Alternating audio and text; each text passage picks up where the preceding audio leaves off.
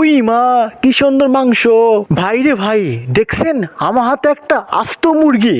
আজকে এই মুরগি আমি আল্লাহু আকবার দিব। দেখছেন কতগুলা মাংস। আজকে এই মাংস দিয়ে আমি তরকারি রান্না করব।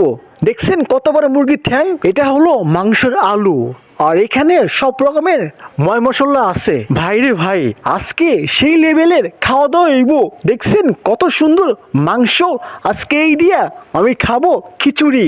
চুলা জ্বালিয়ে দিছি, মগর এইদিকে খিচুড়ি রান্না হচ্ছে। দেখছেন একদমই লাল হয়ে গেছে গা। আরে ভাই, এত সুন্দর খিচুড়ি কখনো আমি নিজে খাই নাই। মাগার যদি একটা বউ থাকতো তাইলে আমাকে রান্না করে খাওয়াইতো। মাগার মাংস রান্না করতেছি, দেখছেন সবগুলো মাংস আগে ভাজি করব, তারপর তরকারির মতো দিয়ে দিব। এইখানে আপনার মাংস একদমই ভালো মতন কইরা ভাজি করতেছি, যাতে তরকারির মধ্যে সেদ্ধ হয়ে যায়।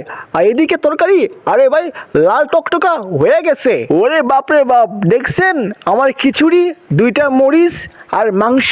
আজকে এই দিয়ে সেই লেভেলে খাইতে হবে।